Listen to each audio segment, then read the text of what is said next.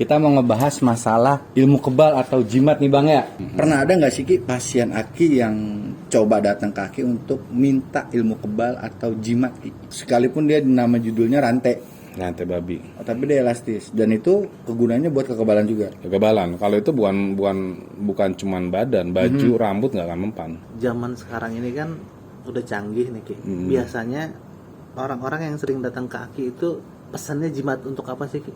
Kejawen ini kan dia memiliki beberapa keyakinan tuh. Jadi orang-orang kejawen di sini kan daripada dia mati konyol, mendingan dia ya bisa mempunyai ilmu yang bisa melindungi diri. Buat gue sih ilmu hitam ilmu putih nggak ada ya. Tapi tergantung pemakainya.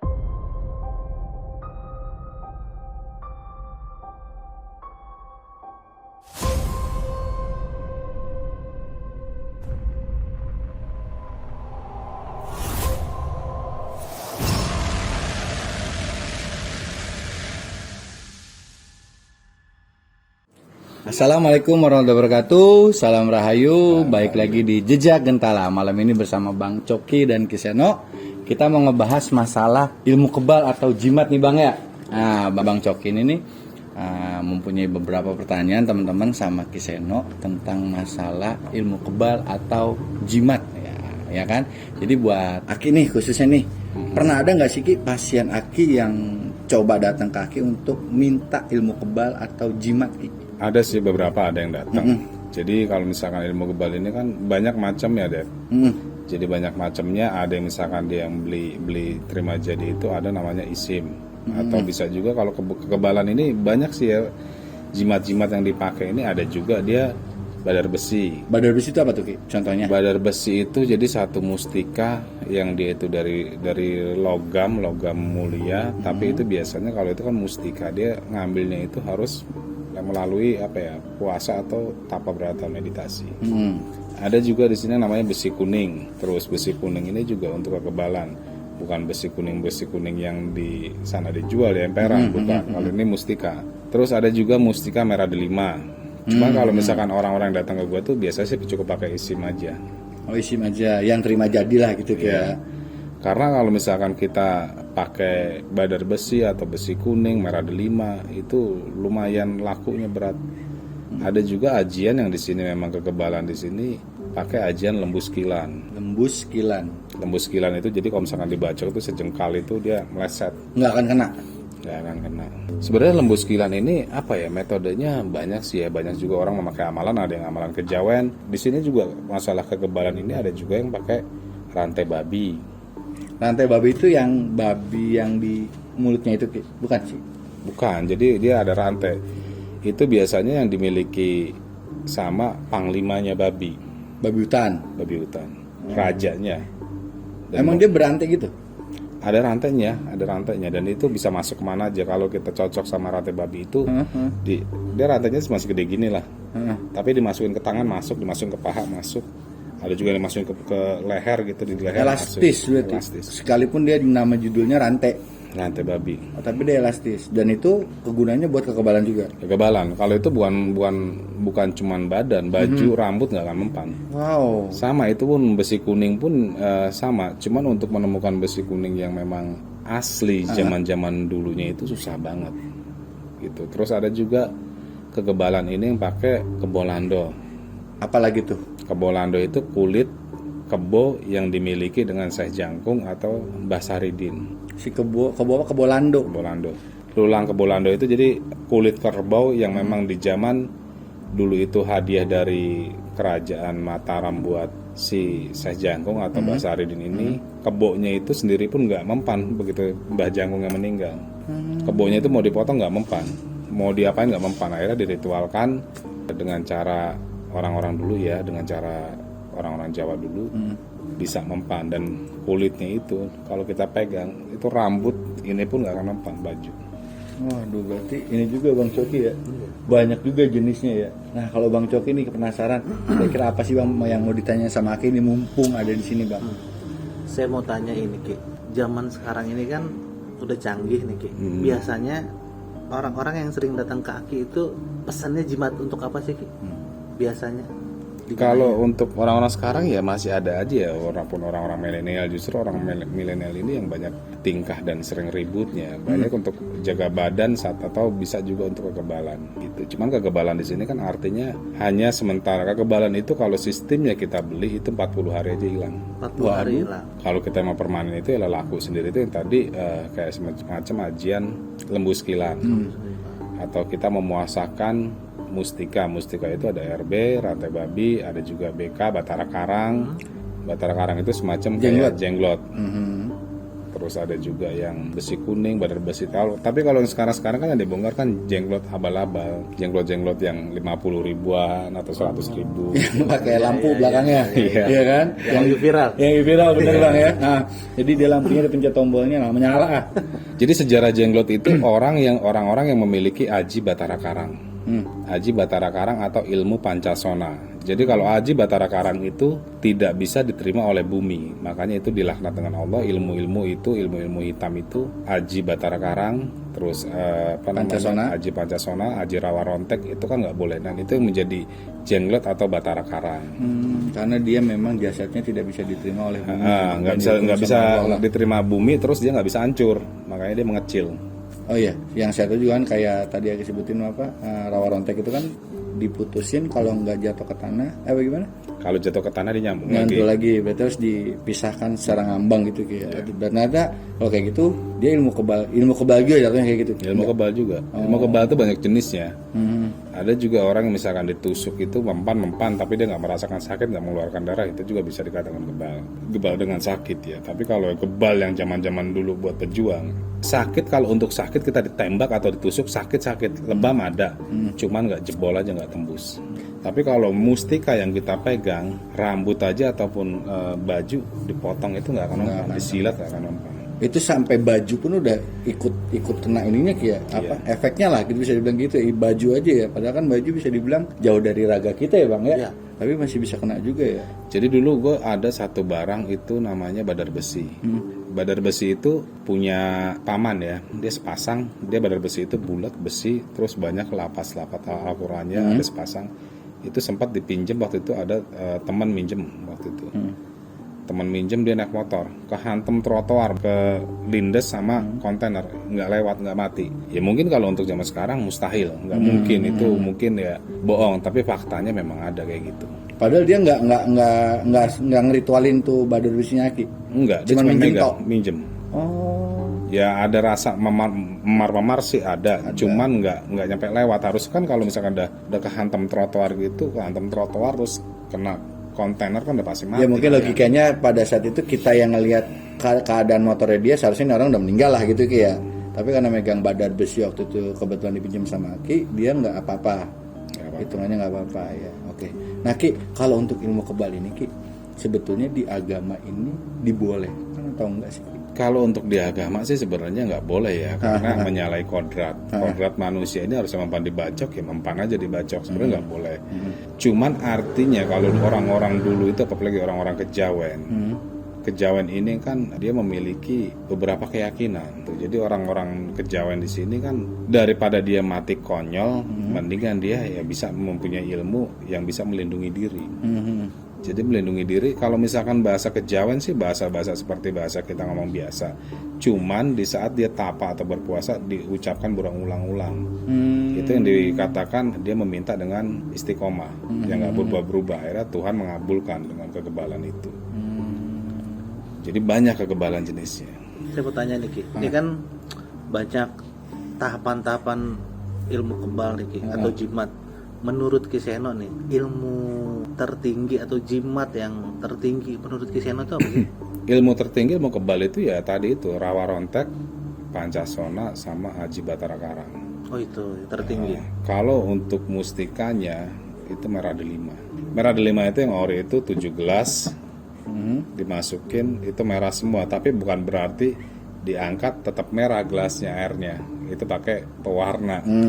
Itu ada juga yang pakai trik kayak gitu. Tapi kalau yang asli, kita megang satu mustika merah delima, kita ceburin ke sendang ataupun kolam, itu satu kolam merah semua. Tapi begitu kita angkat dia putih lagi. Itu yang asli. Jadi cahayanya mungkin apa ininya kali? Ya dari auranya itu. Auranya dia ya. Sebenarnya kalau untuk kembali ke mustika merah delima. Kalau kita udah memahami itu ya, kalau misalkan lu pengen mempelajari sesuatu hal keilmuan yang tinggi, lu puasa nih, lu megang mustika merah delima. Terus lu puasa sampai kuat 41 hari nggak makan nggak minum, ataupun 21 hari nggak makan nggak minum, bisa juga 7 hari ngeblang nggak makan nggak minum, mengamalkan, wah itu udah mantep banget. Sambil megang tuh mustika. Nggak usah di apa ya, diamalkan. Wah itu udah tajam banget. Itu aja udah cukup, udah kelindungin semuanya.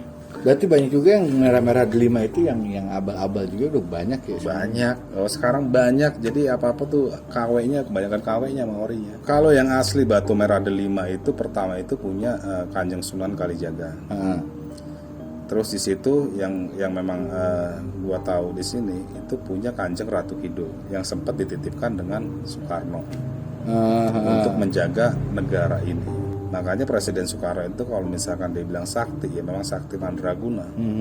Berapa kali percobaan pembunuhan Presiden Soekarno nggak pada bisa, sampai dia digranat pun lagi naik jeep, jeepnya yang hancur.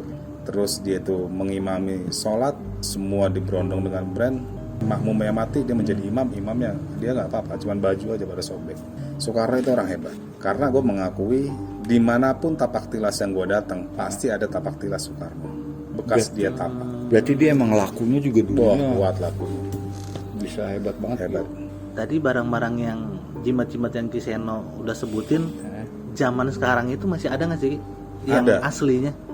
Ada, tapi sangatlah jarang yang megang. Langka mungkin. Langka banget. Hampir. Makanya sekalinya ada itu miliaran harganya, Cok. Saking langkanya. Biasanya petinggi-petinggi yang gunain atau orang-orang berpengaruh mungkin gitu. Ya, rata-rata memang dia petinggi-petinggi yang punya itu, karena untuk kewibawaan, untuk karisma juga, terus juga untuk penjagaan diri itu banyak yang pakai. Jadi ya banyak juga sih petinggi-petinggi yang pakai hal-hal kayak gitu untuk penjagaan diri. Oke, Ki.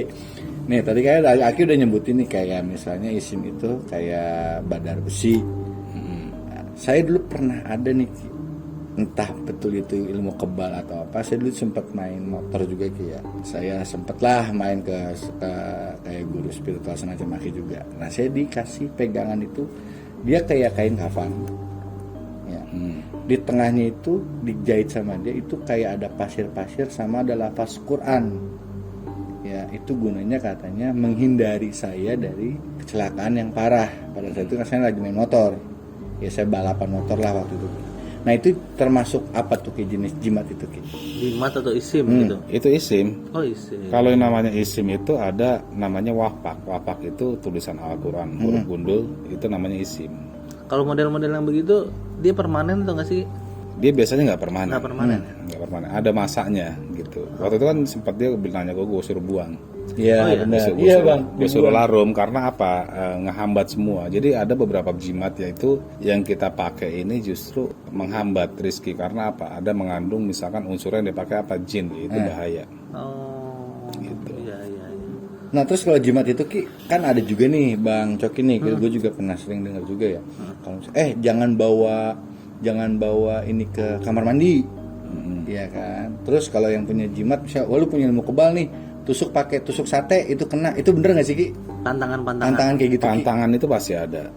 Jadi ada di sini beberapa pantangan ilmu kebal itu, contohnya ya, beberapa ilmu kebal itu kalau orang-orang dulu itu biasanya dia disuka pakai buat kejahatan atau maling. Oh, Disalahgunain. Jadi dia misalkan digebukin, satu waktu itu gue sempat pernah ketemu juga, digebukin satu kampung ya, nggak apa-apa, anaknya masih muda, digebukin satu kampung nggak apa-apa gitu. Terus akhirnya dia nanya sama gue gitu, gue suruh pakai sabet, pakai bambu hitam. Itu rontok. Ada juga dia yang metodenya itu pakai talas hitam. Ada juga metode daun kelor. Beda-beda ilmunya. Terus ada juga yang misalkan di sini bambu kuning. Disabet sekali itu langsung dipukul, jatuh. Tapi kok pantangan itu rata-rata dari tumbuh-tumbuhan gitu? Ya karena manusia ini tercipta dari alam. Manusia ini tercipta dari bumi. Dan segala sesuatu hal ini yang Allah ciptakan di alam ini nggak ada yang sia-sia, nggak ada yang nggak bermanfaat, semua punya manfaat. Nah, terus kalau apa namanya, Ki? Nah, yang saya bilang tadi kan apa, Bang? nggak boleh ke kamar mandi. Itu bener nggak sih Ki? Misalnya, oh dulu megang jimat ini jangan dibawa kamar mandi ya, karena banyak juga ya Ki, teman-teman saya juga gitu. Ada juga yang punya kayak wafak atau isim tadi Ki Nah, ya. kalau untuk itu memang nggak boleh, nggak harus jimat pun. Kalau untuk wafak atau tulisan ayat memang nggak boleh dibawa ke kamar mandi. Makanya pantangannya itu nggak boleh bukan nggak boleh dibawa kamar mandi, cuman nggak boleh dipakai buat kencing atau buang hajat, itu nggak boleh di situ. Jadi memang wafak ataupun isim itu memang nggak boleh karena dia ada ayat-ayat suci Al-Quran. Walaupun rangkuman, walaupun diambil sepotong-sepotong gitu. Nah kalau pasir yang saya punya itu pasir apa?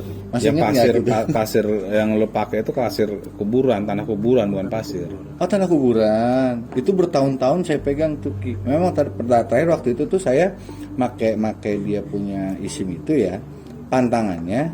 Jadi gini Bang Ucok, saya punya cerita juga nih.